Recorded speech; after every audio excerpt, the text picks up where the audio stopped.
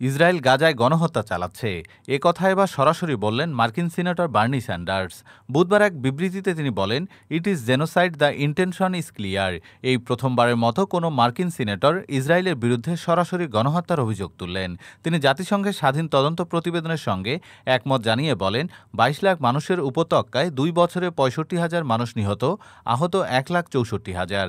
Israeli সেনাবাহিনীর তথ্য অনুযায়ী ৮৩% নিহতই বেসামরিক নাগরিক।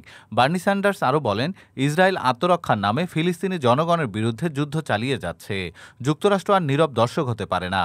তিনি অবিলম্বে যুদ্ধবিরতি, মানবিক সহায়তা ও ফিলিস্তিন রাষ্ট্র গঠনের পদক্ষেপ নেওয়ার আহ্বান জানান। এর আগে মার্কিন কংগ্রেসের আরও কয়েকজন সদস্য গাজার পরিস্থিতিকে গণহত্যা বলেছিলেন। ডেস্ক রিপোর্ট, আজ বার্তা।